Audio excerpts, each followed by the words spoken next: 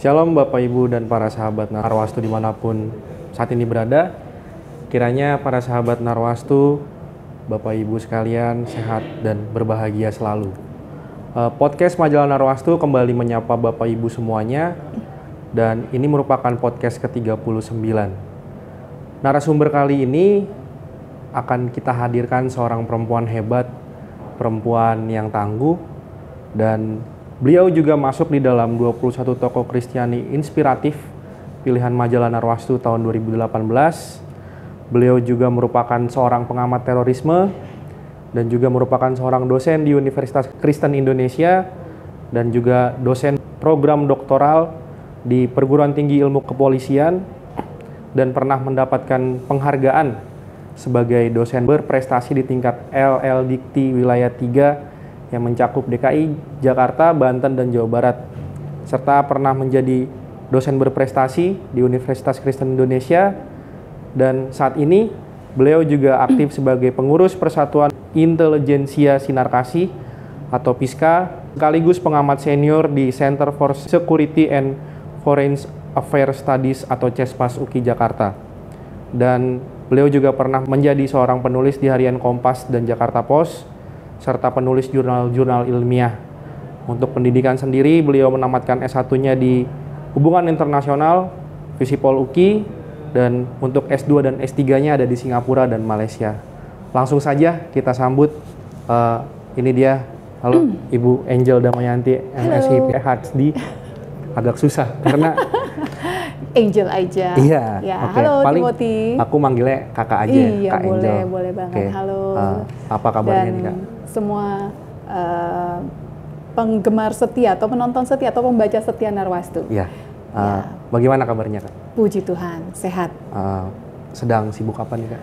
Oke, sekarang saya lebih banyak meneliti saja dan menghasilkan tulisan atau beberapa opini untuk surat kabar, untuk jurnal-jurnal ilmiah internasional, dan mengajar.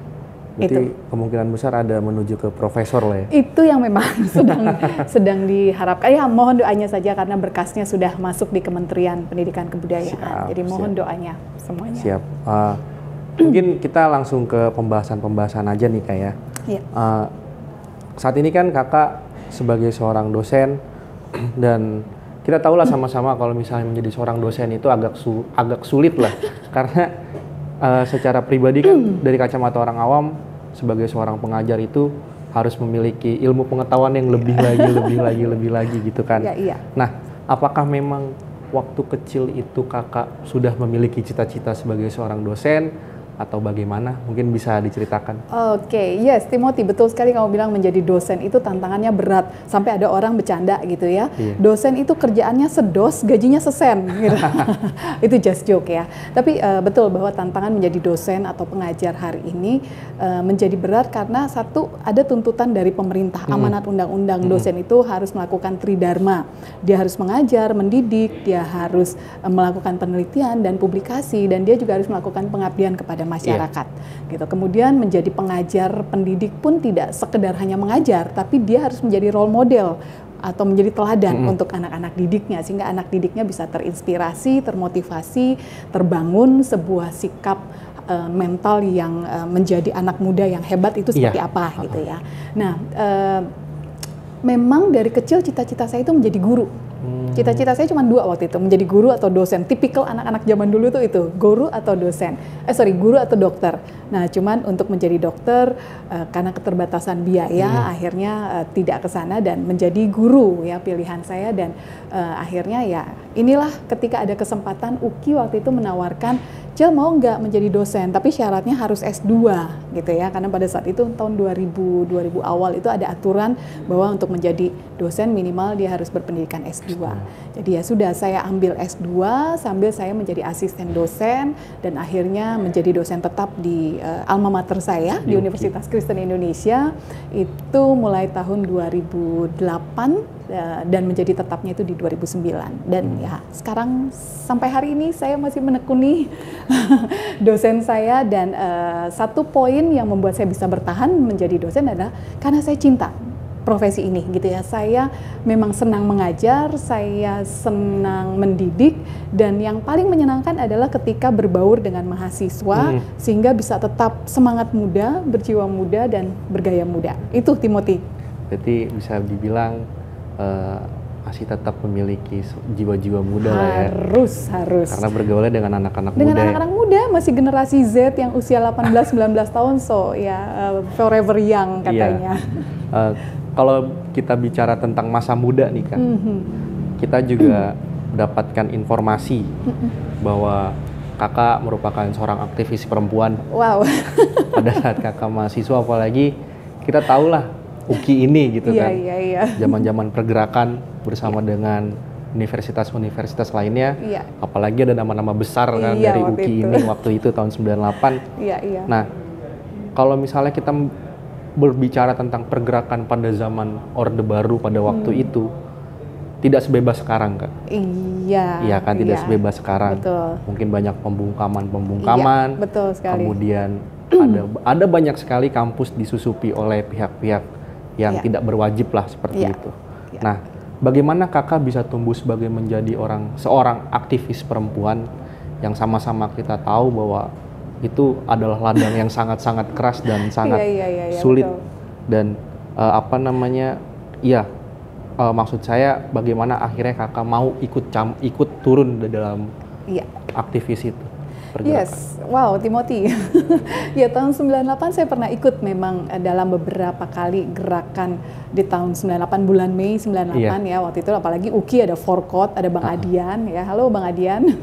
Dan ya saya sempat juga berkenalan dengan Bang Adian dan beberapa kakak-kakak kelas saya waktu itu. Nah, salah satu keterpanggilan saya kenapa saya ikut pada saat itu adalah ya memang kita sebagai anak muda saat itu ya merasa sekali sangat dibatasi gitu. Padahal anak-anak muda itu kan jiwanya memang dia ingin menyampaikan aspirasi gitu ya.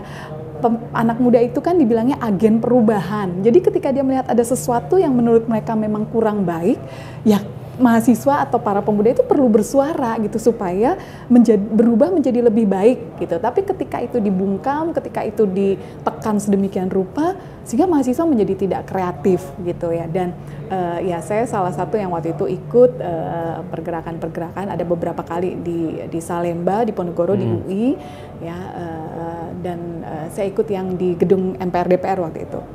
Nah, saya melihat sebenarnya anak muda itu kan satu, dia punya kemampuan berpikir kritis.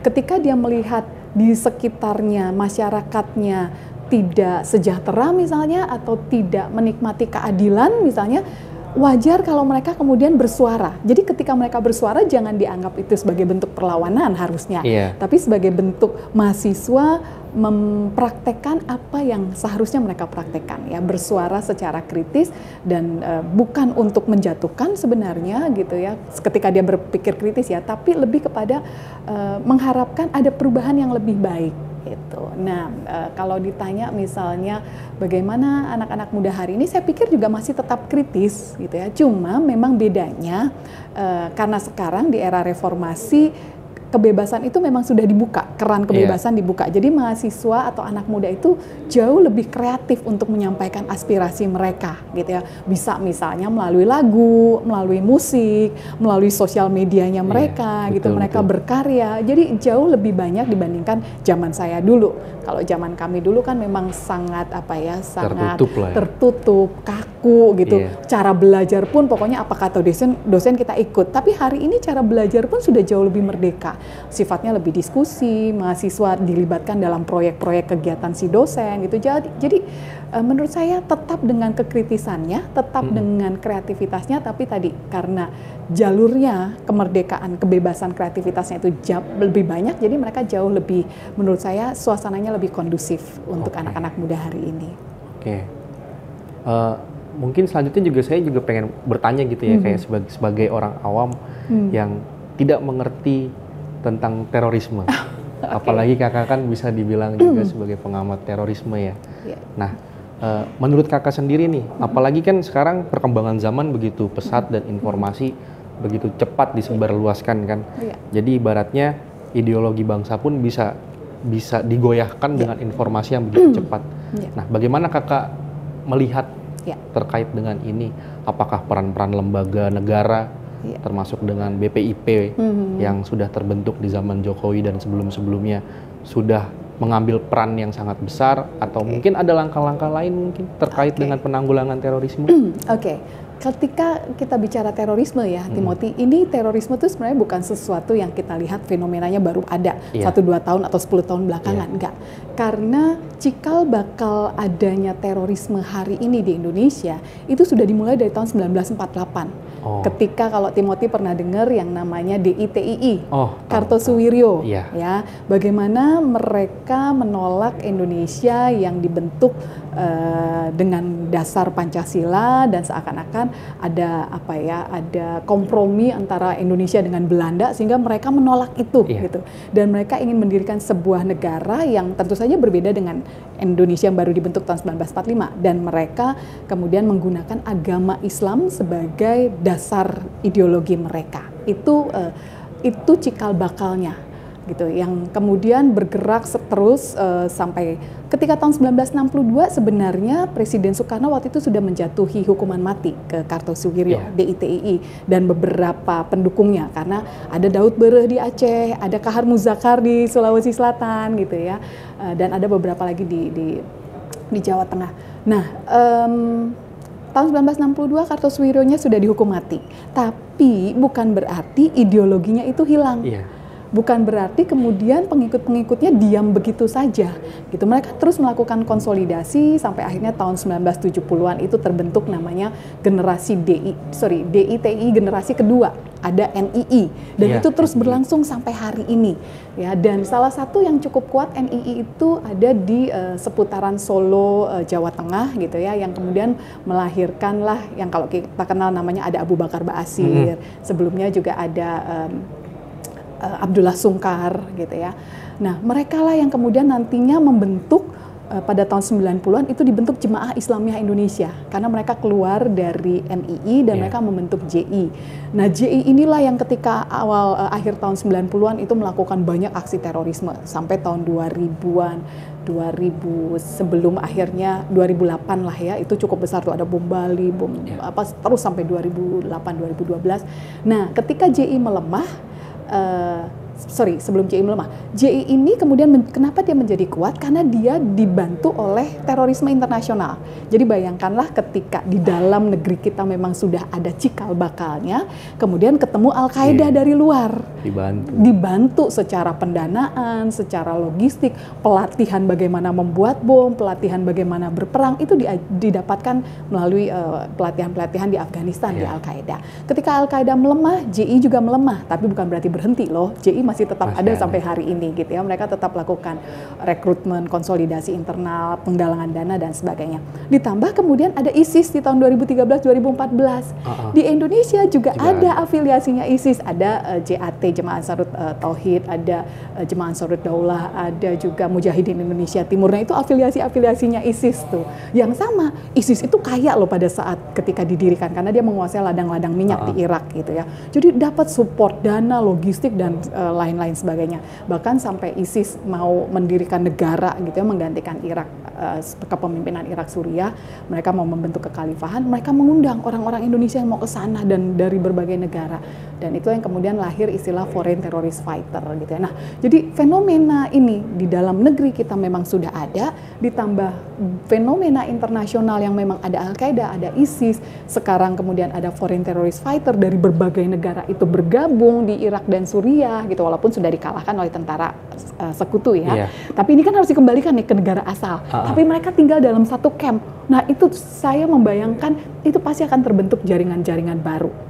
Gitu. Dan ketika ISIS ini pergeserannya kelihatan di Indonesia, mulai ada teroris perempuan, ya, mulai ada teroris keluarga, gitu ya, bawa anak sebagai pelaku. Termasuk waktu itu pengeboman di Surabaya, itu kan bawa istrinya, bawa anaknya, gitu, anaknya juga ikut menjadi pelaku. Nah, itu ada pergeseran motif dan bentuknya tuh tahun 2013-14 ke sini, gitu ya. Dan hari ini yang kita perlu agak hati-hati adalah Afghanistan ada pergantian kepemimpinan, Taliban menguasai Afghanistan, dan Taliban itu adalah teman dekatnya Al-Qaeda. Semenjak sekutu mengakhiri tugasnya ya. Iya, betul sekali. Dan Al-Qaeda dengan Taliban itu dekat sekali. Kemudian tadi kita harus mengembalikan foreign terrorist fighter, itu masih ada sekitar 500 lebih loh yang nunggu di Irak Suriah, di camp Irak Suriah yang mau balik ke Indonesia gitu ya. Ditambah kondisi di dalam negeri, kita lagi ada pilkada serentak, ada menjelang pilpres. Nah ini nih yang kita harus waspada, kita harus hati-hati. Jadi ya saya melihatnya yang tadi saya bilang, terorisme di Indonesia itu memang belum selesai gitu ya. Di latar belakangi radikalisme ingin mengubah Indonesia menjadi ideologi agama gitu ya. Sehingga tadi kalau pertanyaan Timothy, apakah lembaga-lembaga seperti BPIP atau BNPT mungkin ya bisa cukup efektif menjalankan peranan mereka? Menurut saya memang harus ada. Kalau nggak ada malah kondisi kita bisa lebih parah lagi. Dan itu harus multifunction, fungsinya harus banyak. Mulai dari pencegahannya tadi misalnya melalui BPIP atau Kementerian Pendidikan, penanaman ideologi lagi, kemudian BNPT dengan penegakan hukumnya, dengan pencegahannya sampai pada program deradikalisasi. Pokoknya dari hulu sampai hilir lah semuanya gitu. Nah, bicara tentang efektif atau tidak, menurut saya sih kita berproses gitu ya. Jauh lebih baik setelah BPIP dan BNPT ini dibentuk tentu saja gitu ya. Walaupun memang belum selesai, masih terus berproses, dan saya optimis Indonesia bisa menjadi jauh lebih baik, jauh lebih aman, lebih damai. Tapi ini harus melibatkan banyak pihak. Soalnya kalau dari saya pribadi sih ya, sebagai masyarakat sipil gitu melihatnya ada ketakutan gitu loh Kak. Pasti. Karena kalau kita lihat, saya pernah nonton YouTube yang Battle of Marawi. Itu yang di Filipina ya. Jadi ada film dokumenternya bagaimana ISIS bisa masuk terus bisa hidup berbarengan dengan masyarakat Filipina. Dan sebenarnya kan juga itu kan sudah terjadi gitu kan di Indonesia ini ya. Yang saya takutin sebenarnya hanya sebatas itu sih. Nanti tiba-tiba mereka tembak-tembakan kan kita nggak ada yang tahu gitu kan. Dan itu memang udah terjadi. Gitu. Walaupun sasarannya memang kalau di Indonesia lebih banyak aparat keamanan, polisi atau belakangan aparat penegak hukum lah ya. Karena dianggap mereka lah yang membuat banyak misalnya teroris atau anggota keluarga teroris yang mati atau dihukum. Jadi kayak aksi balas dendamnya. Oke. Ini dari teroris kita beralih jauh ke sektor pelayanan nih Kak. Oke, jauh ya. Jadi nggak apa-apa. Jadi kan Kakak sebagai seorang dosen, kemudian sebagai seorang pengamat, cendekiawan dan akademisi, tapi Kakak nggak pernah lupa gitu loh untuk tetap melayani gereja, melayani di bidang kerohanian lah. Kita juga tahu sama-sama kalau misalnya Ibu Pendeta Dr. Sarah Vivi adalah orang tua dari Kak Angel. Apakah memang mengambil contoh dari Ibu atau memang ini sudah panggilan gitu loh? Ya saya melayani Tuhan yang pasti karena saya sadar betul semua yang saya miliki hari ini semua datangnya dari Tuhan gitu ya. Kesempatan sekolah, beasiswa, kesempatan bisa mengajar di UKI, kesempatan untuk boleh bekerja sama dengan BNPT, One Team Press, Kemenko Polhukam, itu semua kesempatan dari Tuhan yang berikan gitu ya. Dan juga hikmat gitu ya, kecerdasan, kepintaran semua datangnya dari Tuhan. Sehingga saya merasa wajib mengembalikan semua itu untuk Tuhan dalam bentuk pelayanan. Itu satu. Kemudian yang kedua, ya yang tadi Timothy bilang, nggak bisa lari, buah jatuh tidak jauh dari pohon katanya ya. Karena keluarga saya, opa saya pendeta, oma saya pendeta, mama saya pun pendeta, kayaknya kan nggak mungkin saya lari jauh dari pendeta ya. Jadi ya saya juga membantu melayani di gereja. Dan terakhir juga saya melihat begini, karena kebetulan saya mempelajari tentang terorisme, radikalisme, dan intoleransi di Indonesia, yang menjadi korban hari ini kebanyakan adalah orang Kristen. Betul ya? Betul. Dan Islamofobia, ketakutan dari umat Kristen terhadap aksi-aksi ini itu tinggi sekali. Sehingga banyak misalnya orang Kristen nih ya, mohon maaf, hanya melihat teman-teman Muslim yang berpakaian bercadar, tertutup, udah ketakutan. Atau ada tanda hitam di jidatnya, takut. Padahal belum tentu mereka teroris gitu ya.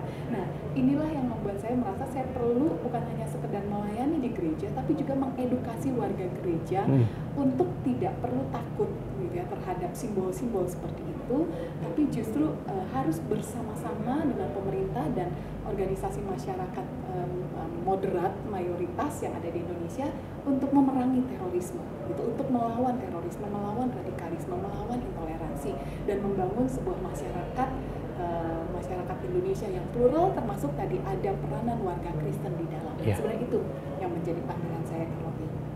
Luar biasa ya. Karena sulit juga sih untuk bisa ada di situ gitu kan. Betul sekali, sulit. Tapi saya percaya kalau Tuhan yang kasih jalan, pasti bisa. Amin, amin. Kakak juga kan cukup sibuk ya Kak ya. Bagaimana sih Kak tips and trick membagi waktunya Kak? Bagi waktu, oke. Setiap orang dikasih waktu 24 jam sehari di mungkin. Iya. Oke. Nah, kalau saya sih melihat kita membuat prioritas lah dalam waktu hidup kita, gitu ya. Buat saya yang pertama pasti Tuhan. Ya, saat teduh pertama dengan Tuhan, karena ketika kita bersaat teduh dengan Tuhan, kita tuh mendapat kekuatan. Sehingga sepanjang hari itu apapun yang kita harus kerjakan itu bisa kita selesaikan, gitu ya. Walaupun kalau nggak selesai, tapi paling tidak bisa ada progres. Itu membagi waktu. Yang pertama Tuhan, kemudian buat saya kedua adalah keluarga, karena suami, anak-anak, orang tua itu bagian penting dalam hidup saya. Baru kemudian nanti pekerjaan atau pelayanan dan ya tadi bimbingan dengan mahasiswa. Jadi buat skala prioritas dalam hidup kita, mana yang paling penting, kemudian ya manfaatkan waktu. Tetap kok ada waktu me time untuk saya gitu, tapi tentu saja tadi prioritasnya kita atur, mana yang porsinya lebih besar, mana yang porsinya bisa kita batasi, mana yang bisa kita delegasikan, dan mana yang harus kita kerjakan sendiri. Nah, mengatur itu, time management itu yang menjadi penting. Berarti apakah ini bisa menjadi tips bagi anak-anak muda sekarang? Boleh banget, boleh banget. Harusnya anak muda, mumpung masih muda dengan energi yang luar biasa melimpah, dengan kreativitas dan ada banyak kesempatan, mereka tuh bisa menikmati banyak hal dalam hidup mereka selama mempergunakan waktunya tadi dengan prioritas yang tepat. Iya. Gitu. Oke. Tadi kan juga kakak sempat singgung ya di waktu pada saat pembahasan tentang terorisme, bahwa pemilihan presiden nanti akan menjadi faktor besar selanjutnya gitu loh. Akan adanya timbul gerakan-gerakan bawah tanah lah kalau bisa dibilang. Apalagi tahun depan kita sudah ada di tahun politiknya Indonesia. Bagaimana kakak melihat pemilihan umum ini, terutama pemilihan presiden? Yes. Tadi ketika saya menyampaikan pentingnya menjaga keamanan pada masa pilkada serentak dan pilpres ini, karena tadi terorisme dalam pengertian ada sel-sel tidur di luar sana yang mereka menunggu waktu. Kalau Indonesia nggak stabil, mereka akan muncul dan melakukan aksi mereka. Itu yang terjadi misalnya di Poso dan Ambon gitu ya, menggunakan momen pilkada pada saat itu. di dalam pilpres juga bukan tidak mungkin itu bisa terjadi. Nah, yang lebih saya khawatirkan adalah misalnya pilpres, kita berkaca pada pilpres 2018-19 ya. Ada semacam polarisasi dalam masyarakat Indonesia. Jadi bukan karena teroris kalau yang ini gitu, tapi teroris memanfaatkan kalau ada kekacauan mereka akan masuk. Nah, yang lebih saya khawatirkan adalah tadi polarisasinya, polarisasi yang masih memang mengharapkan Indonesia dengan ideologi Pancasila gitu ya, dan ada misalnya gerakan-gerakan yang ingin mengubah. Hasil survei terakhir dari Setara Institute itu agak mengejutkan ketika disebutkan anak-anak muda, anak SMA melihat bahwa Pancasila itu masih mungkin dirubah. Itu belum final, 83% kalau nggak salah mengatakan bahwa Pancasila itu masih bisa dirubah. Wah, ini kan menunjukkan sesuatu yang wow, memang betul sih anak muda itu kreatif, kritis, berpikir gitu ya. Tapi saya cuma khawatir mereka belum melihat contoh negara di luar yang kalau menggunakan basis bukan sebuah kayak Pancasila itu kan basisnya Bhinneka Tunggal Ika gitu ya, memayungi banyak agama, banyak suku, ras gitu ya. Nah, kalau mereka misalnya berkaca pada negara-negara Irak atau Suriah gitu yang memaksakan untuk berbasiskan agama tertentu padahal masyarakatnya plural, itu bahaya. Gitu. Nah, ini yang mungkin teman-teman anak-anak muda ini perlu baca lebih banyak lagi referensinya, perlu lihat lagi contoh-contoh kasus di negara lain supaya itu tidak terjadi di Indonesia. Itu yang paling penting. karena banyak negara di luar justru memuji Indonesia bisa survive sampai hari ini walaupun negaranya plural luar biasa gitu dengan berbagai suku, agama, ras, negaranya juga pulau-pulaunya seperti dipisahkan oleh laut gitu ya, tapi bisa tetap bersatu selama kurang lebih 70 tahun gitu. Itu satu hal yang luar biasa karena tadi ada Pancasila yang mengikat kita, ada Pancasila yang menyatukan kita. Nah, itu yang harus dijaga. Dulu kan kita juga belajar nih kayak tentang 4 pilar bangsa, terus tentang ideologi Pancasila sampai pengertian-pengertian apa itu padi kapas, apa itu banteng, rantai, segala-segala. Ya semacam itulah. Nah, berkembangnya waktu ya saya tidak tahu ya, tapi saya merasakan waktu saya SMA itu nggak ada. Kurang ya? Itu nggak ada, justru penekanannya lebih kepada PPKN, budi pekerti, moral segala macam. Apakah itu perlu dikembalikan lagi kan? Yes, esensinya kan sebenarnya adalah bagaimana membangun nilai, membangun gaya hidup manusia Indonesia yang bertakwa kepada Tuhan gitu ya. Tapi bertakwa kepada Tuhan ini tidak berdiri sendiri karena dia juga harus mewujudkan itu kepada sesamanya. Kalau dalam bahasa di Kristen ya Alkitab itu kasihlah Tuhanmu dengan segenap hati, segenap jiwa, kekuatan, akal budi, dan kasihlah sesamamu seperti dirimu sendiri. Nah sebenarnya sama di teman-teman Muslim juga ada prinsip-prinsip itu gitu.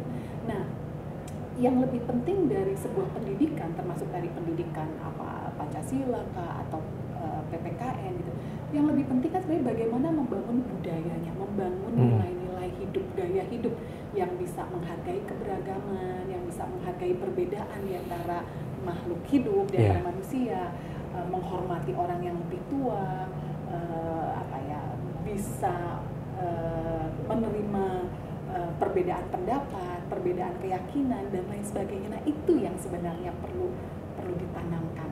Begitu Timothy. Oke. Kakak juga sebagai salah satu tokoh Kristen inspiratif pilihan majalah Narwastu tahun 2018. Menurut kakak sendiri nih, pendapat kakak bagaimana dan harapan kakak terhadap majalah Narwastu ke depannya dan harapan kakak? Yes. Buat saya Narwastu ini luar biasa. Dia mungkin hanya satu atau dari sekian, sekarang tinggal sedikit gitu ya, majalah yang bisa tetap survive, tetap dengan terbit dengan edisi cetak, karena udah banyak yang mohon maaf sudah berhenti gitu ya, dan mereka kemudian beralih ke model-model online gitu. Tidak salah dengan itu karena memang kan harus memikirkan biaya dan lain sebagainya, tapi kan masyarakat Indonesia terutama misalnya generasi yang agak di atas gitu, mereka lebih butuh bacaan gitu karena nggak kuat matanya mungkin kalau lihat di gadget atau laptop atau handphone gitu, sehingga buat saya Narwastu luar biasa kalau masih bisa terbit dengan edisi cetak gitu, itu luar biasa. Pertama, yang kedua juga saya melihat Narwastu tajam untuk menyampaikan suara-suara kenabian gitu atau suara-suara kebenaran di tengah masyarakat Indonesia yang mohon maaf nih belakangan ini memang sepertinya nilai-nilai itu semakin merosot gitu ya, nilai keimanan, nilai kemanusiaan, nilai-nilai yang baik itu apalagi namanya korupsi, kekerasan itu sekarang tinggi banget ya. Tinggi banget, saya sampai miris melihat anak muda kok berani melakukan hal-hal seperti itu gitu ya. Nah hal-hal ini yang saya melihat Narwastu tetap konsisten menyuarakan, jadi tetap suarakan itu, tetap menjadi berkat buat bangsa Indonesia, tetap menjadi berkat buat masyarakat Indonesia, dan berani menyampaikan apa yang menjadi isi hatinya Tuhan. Oke. Baik Kak, terima kasih atas waktunya nih Kak. Sama-sama. Kita boleh dijamu di tempat Kakak di Universitas Kristen Indonesia. Tetap terus melayani, tetap terus menyuarakan kabar baik lah seperti Narwastu juga. Demikianlah Bapak Ibu dan para sahabat Narwastu perbincangan kami dengan Ibu Angel Damayanti MSI PhD. Dan sekedar tahu juga untuk Bapak Ibu, Ibu Angel Damayanti ini merupakan Dekan Visipol UKI dan Wakil Rektor Bidang Kemahasiswaan Universitas Kristen Indonesia. Periode sebelumnya. Jadi tetap terus ikuti podcast majalah Narwastu karena ini merupakan bagian dari pekabaran kami selain kami mencetak majalah dalam bentuk fisik. Jadi jika Bapak Ibu menyukai video podcast dari kami, silakan like, subscribe, dan terima kasih sudah menonton. Salam kasih Narwastu, Tuhan Yesus memberkati.